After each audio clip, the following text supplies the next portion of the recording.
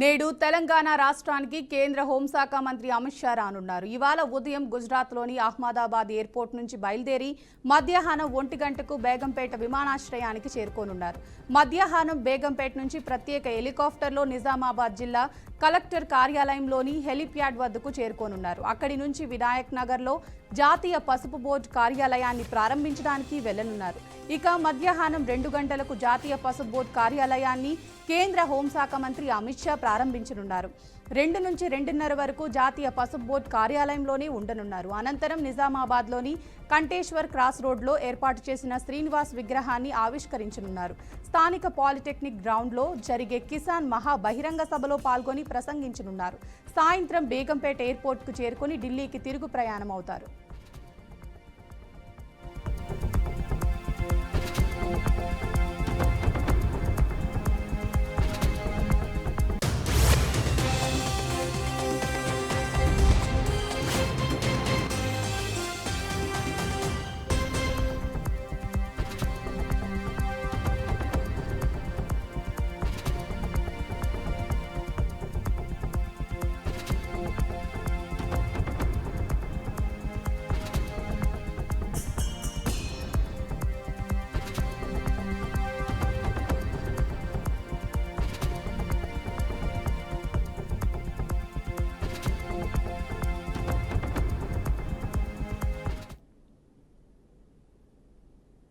Andhra Pradesh CM Chandrababu మహిళలకు good news చెప్పారు. త్వరలోనే రాష్ట్రంలో ఉచిత బస్సు పథకం ప్రారంభమవుతుందని తెలిపారు.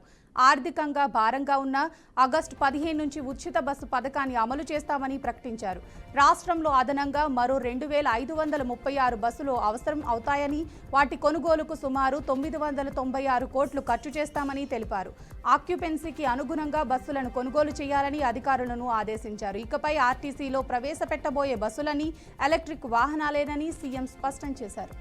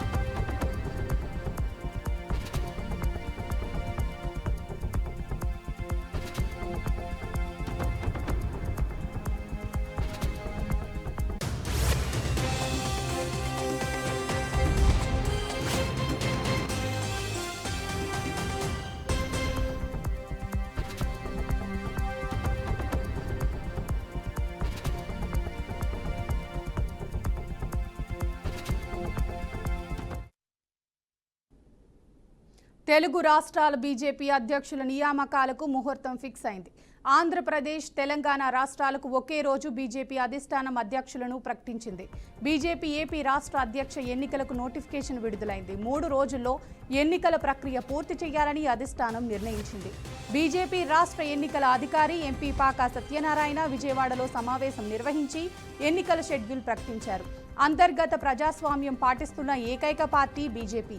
ఇవాళ అధ్యక్ష ఎన్నిక నోటిఫికేషన్ జారీ అవుతుందని నాయకులు తెలిపారు. ఈ నెల 30న ఉదయం 11 గంటల నుంచి 1 వరకు నామినేషన్ స్వీకరణ ప్రక్రియ ఉంటుందని, 30న మధ్యాహ్నం 1 నుంచి 2 వరకు నామినేషన్ల స్క్రూటీని నిర్వహిస్తారు. సాయంత్రం 4 లోపు ఉపసంహరణకు గడువు. జూలై 1న అధ్యక్ష ప్రకటన, బాధ్యతల స్వీకరణ ఉంటుంది. జాతీయ కౌన్సిల్ పీసీ మోహన్ ఎన్నికల అబ్జర్వేషన్గా ఉంటారు అని చెప్పారు. తెలంగాణ బీజేపీ రాష్ట్ర అధ్యక్షుడి ఎన్నికల కోసం నేడు నోటిఫికేషన్ విడుదల చేయనున్నారు. అనంతరం సోమవారం నామినేషన్లు స్వీకరిస్తారు. జూలై 1న ఎన్నికలు నిర్వహిస్తారు. ఈ మేరకు బీజేపీ పార్టీ ప్రకటన విడుదల చేసింది. ప్రస్తుతం దగ్గుపాటి పురంధేశ్వరి, కిషన్ రెడ్డిలు తెలుగు రాష్ట్రాలకు అధ్యక్షులుగా ఉన్నారు.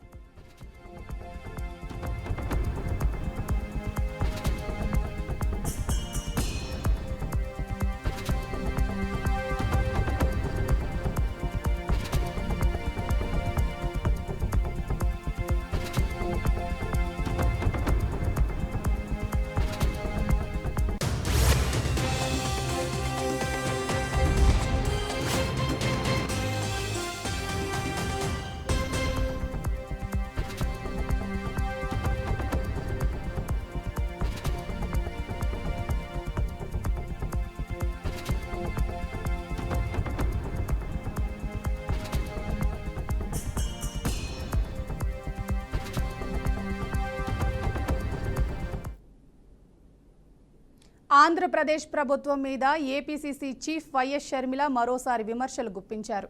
కూటమి ప్రభుత్వం అన్నదాత సుఖీభవ పథకానికి కోతలు పెట్టిందని, రైతులకు అన్యాయం జరుగుతుందని ఆరోపించారు. సూపర్ 6 పథకాల హామీల అమలులోనూ మోసం జరిగిందని విమర్శిస్తున్నారు.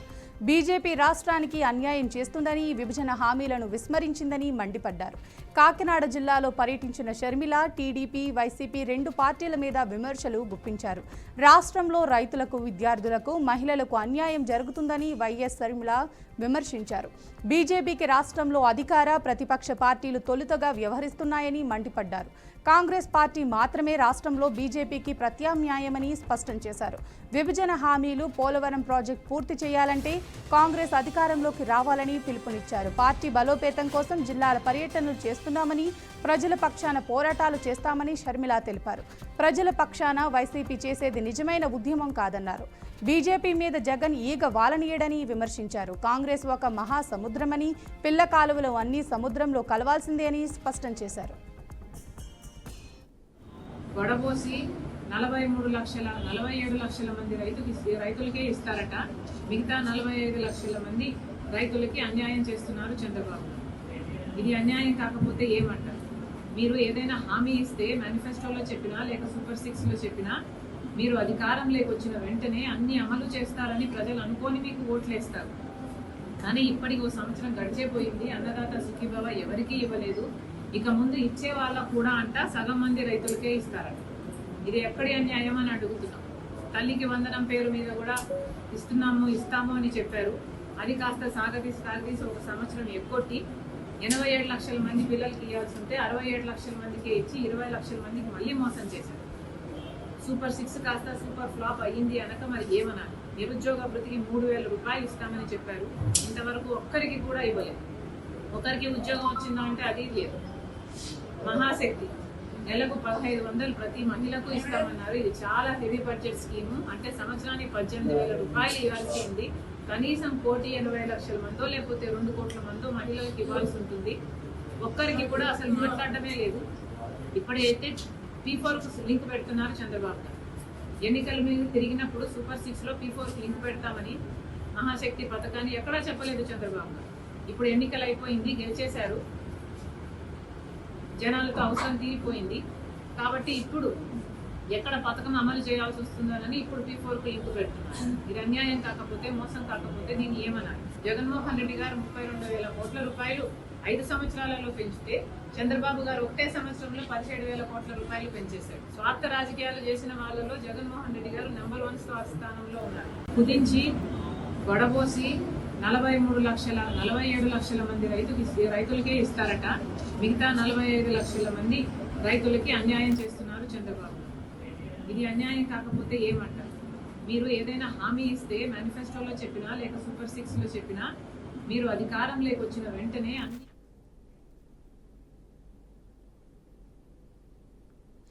తెలుగు రాష్ట్రాల బీజేపీ అధ్యక్షుల నియామకాలకు ముహూర్తం ఫిక్స్ అయింది. ఆంధ్రప్రదేశ్, తెలంగాణ రాష్ట్రాలకు ఒకే రోజు బీజేపీ అధిష్టానం అధ్యక్షులను ప్రకటించనుంది. బీజేపీ ఏపీ రాష్ట్ర అధ్యక్ష ఎన్నికలకు నోటిఫికేషన్ విడుదలైంది. 3 రోజుల్లో ఎన్నికల ప్రక్రియ పూర్తి చేయాలని అధిష్టానం నిర్ణయించింది. బీజేపీ రాష్ట్ర ఎన్నికల అధికారి ఎంపీ పాగా సత్యనారాయణ విజయవాడలో సమావేశం నిర్వహించి ఎన్నికల షెడ్యూల్ ప్రకటించారు. అంతర్గత ప్రజాస్వామ్యం పాటిస్తున్న ఏకైక పార్టీ బీజేపీ. ఇవాళ అధ్యక్ష ఎన్నికల నోటిఫికేషన్ జారీ అవుతుందని నాయకులు తెలిపారు. ఈ నెల 30న ఉదయం 11 గంటల నుంచి 1 వరకు నామినేషన్ స్వీకరణ ప్రక్రియ ఉంటుంది. 30న మధ్యాహ్నం 1 నుంచి 2 వరకు నామినేషన్ల స్క్రూటీనీ నిర్వహిస్తారు. సాయంత్రం 4 లోపు ఉపసంహరణకి గడువు. ఈ జూలై 1న అధ్యక్ష ప్రకటన, బాధ్యతల స్వీకరణ ఉంటుంది. జాతీయ కౌన్సిల్ పీసీ మోహన్ ఎన్నికల అబ్జర్వేషన్గా ఉంటారు అని చెప్పారు.